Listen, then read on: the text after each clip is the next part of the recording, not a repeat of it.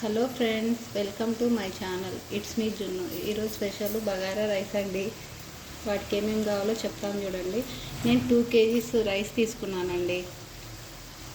2 kgs rice, 2 onions, 2 tomato, పచ్చిమిర్చి మీకు సరిపడినంత వేసుకోండి. కొత్తిమీర, మెంతాకు, పుదీనా, కరివేపాకు, బిర్యానీ ఆకు, అనాస పువ్వు, చెక్క, లవంగ, మరాఠీ మొగ్గ. ఇంతే ఫ్రెండ్స్, సింపుల్గా అయిపోతుంది. ముందు స్టవ్ ఆన్ చేసుకొని ఆయిల్ వేసుకోవాలి ఫ్రెండ్స్. ఆయిల్ కొంచెం హీట్ ఎక్కిందండి. చెక్క, లవంగాలు, అనాసం పువ్వు, మరాఠీ మొగ్గ, ఆకు ఇది కొంచెం ఫ్రై అయితేనే మెంతాకు,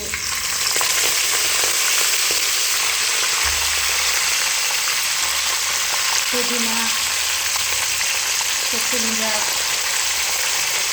కరివేపాకు ఇవన్నీ మొత్తం వేసుకొని బాగా కలుపుకోవాలి.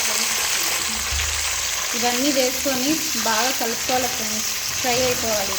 ఇది పచ్చివాసన పోయేంత వరకు. అంటే ఆకుకూరలు మొత్తం ఫ్రై అయిపోయాయి చూడండి ఫ్రెండ్స్. పుదీనా, మెంతాకు, కొత్తిమీర మొత్తం ఇలా ఫ్రై అయిన వాటిని ఒక సైడ్కి ఇలా పెట్టుకొని పచ్చిమిర్చి వేసుకోవాలి. పచ్చిమిర్చి, ఆనియన్స్ రెండు ఒకేసారి వేసుకోండి. మళ్ళీ పచ్చిమిర్చి ఒక్కటే వేసుకుంటే ఆయిల్ అనేది చిటపటాన్ని చిట్టుతుంది.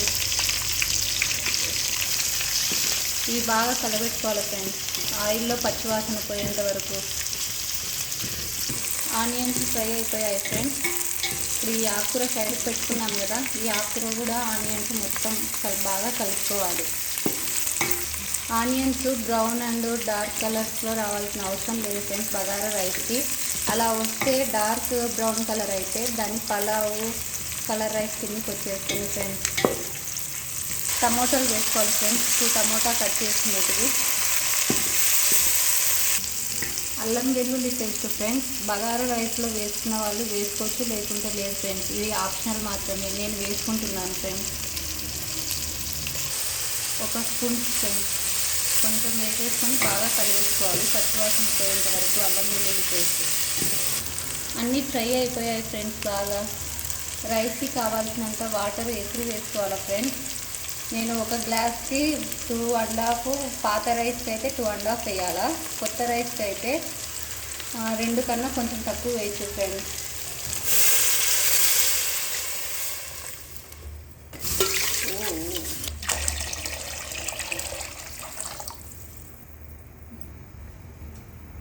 ఇలా ఎసురు వేసేసుకొని బాగా కలుపుకొని ఇప్పుడు సాల్ట్ వేసేసుకోవాలి ఫ్రెండ్స్.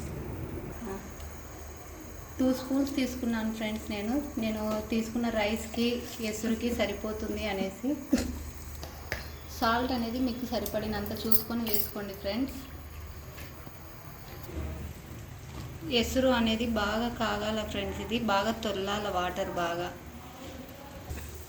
చూడండి ఫ్రెండ్స్, వాటర్ అనేది మొత్తం ఇట్లా తెల్లుకుంటా బాగా బాయిల్ అవుతూ ఉన్నాయి.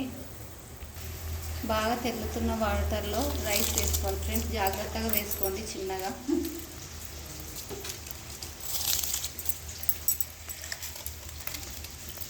రైస్ వేసుకున్న తర్వాత మొత్తం కలుపుకోవాలి ఫ్రెండ్స్. రైస్లు బాగా ఇలా తెల్లాల ఫ్రెండ్స్. రైస్ వేసిన తర్వాత బాగా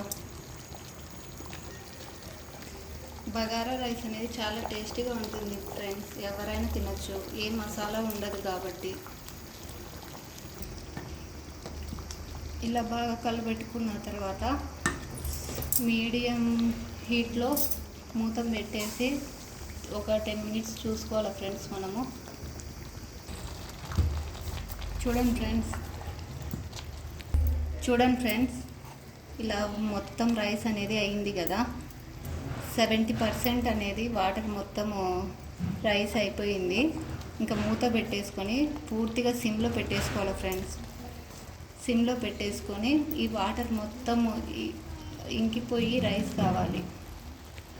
రైస్ని మొత్తం లెవెల్గా పెట్టేసుకొని సిమ్లో పెట్టుకొని ప్లేట్ మూసేసుకోవాలి ఫ్రెండ్స్. బగారా రైస్ రెడీ అయిపోయింది. అయిపోయింది ఫ్రెండ్స్, బాగా ఉడికింది కదా రైస్ అనేది, పొడి పొడిగా వచ్చింది చూడండి ఫ్రెండ్స్. కరెక్ట్గా కొలతలతో ఎసురు తీసేసుకొని మనం టేస్టీగా బగారా రైస్ చేసుకోవచ్చు ఫ్రెండ్స్. ఇంతే ఫ్రెండ్స్, సింపుల్గా అయిపోతుంది బగారా రైస్. చాలా టేస్టీగా ఉంటుంది, ఏ మసాలా ఉండదు, లైట్గా అన్నీ బాగా స్పైసీగానే ఉంటుంది. వీటిలోకి బగారా రైస్లోకి నాన్ వెజ్లో అయితే మటన్ కర్రీ, చికెన్ కర్రీ రెండు బాగుంటాయి ఫ్రెండ్స్.